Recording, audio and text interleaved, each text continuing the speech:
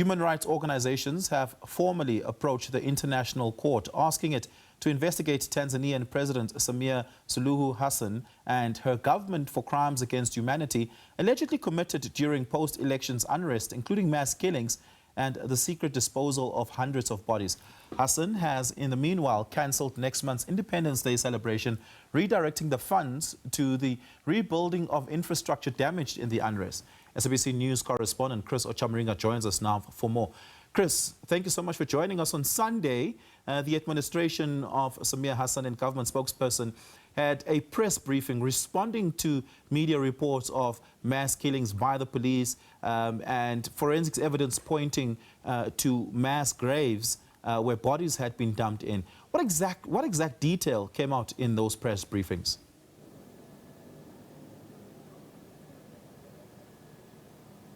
Well, many independent human rights organizations and opposition members of Tanzania have said that there were thousands of people who were killed in the post-election violence that happened at the end of October.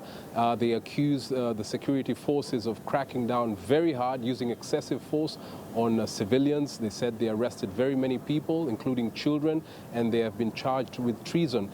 They said that that report that you just mentioned said that there were a lot of mass graves that were seen by some of these independent researchers, and the government was trying to conceal the killings of civilians because this was an extrajudicial killings that happened in the country. So this human rights organization, the World Jurists Association, the Madrid Bar Association, and a South African NGO known as Intel Watch have submitted this document to the International Criminal Court, asking the court to launch investigations against the Tanzanian government, and they're saying they were crimes against humanity that were committed against civilians in that area. And they want President Samia Suluhu Hassan to be held liable because she is the commander-in-chief and ordered the attack against the civilians of Tanzania.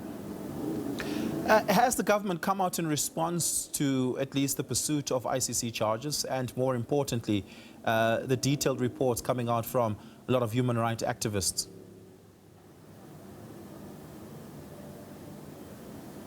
No official report from the government yet, response from the government yet, but earlier the government said that these figures of the deaths of civilians was grossly exaggerated.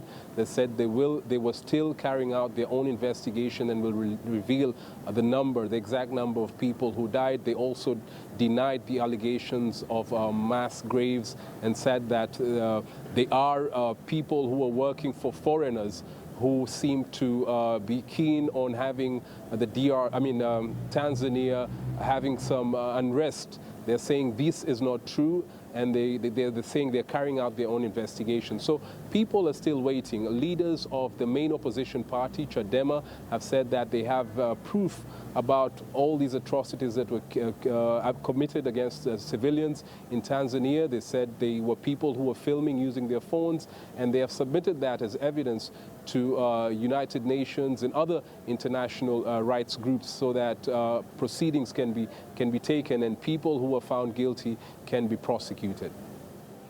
During the protests, Chris, President Samia Hassan had said, and the government at the time had said, that a lot of the protests that were unfolding were sponsored by external forces and that the protesters were being paid for doing so. Have they been able to produce any evidence to substantiate that claim?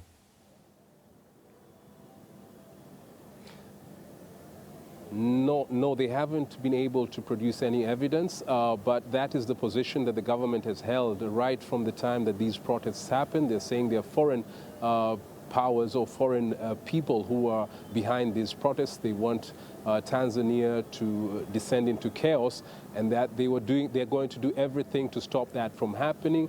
They have charged all the people who they arrested with treason. Some of them have been released, others are still in custody, and the opposition members working with international lawyers and backed by these groups like the World Jurists Association, the Madrid Bar Association, are doing everything within their power to try and ensure that justice is done for these people who died. Yeah. And importantly, we know that many opposition protesters and opposition leaders had been arrested before and during the time of the elections and the ensuing uprisings. Do we know if many of them or any of them had been released?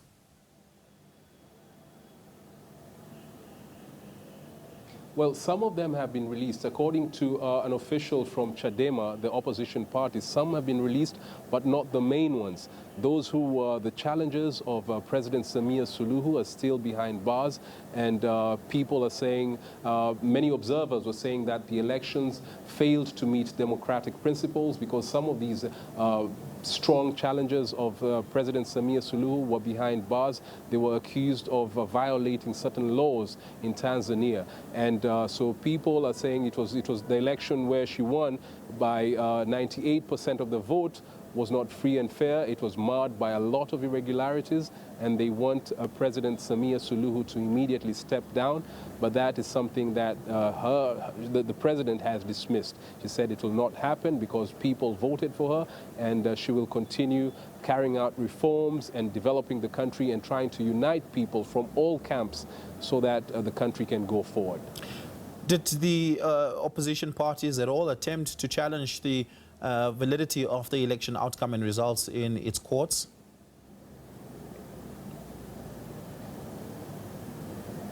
Yes, the main opposition parties in Tanzania challenged these results. They were saying there were a lot of irregularities. They want the election to be overturned. They're saying this was not free and fair.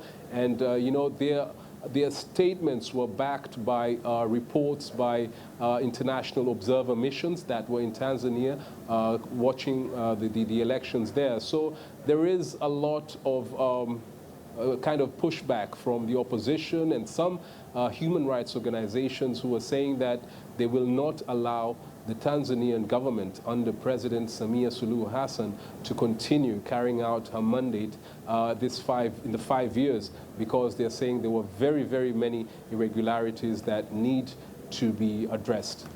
Chris, thank you so much for that report. Really do appreciate it. Chris Ocamringa coming to us live from the DRC on the ongoing developments in Tanzania.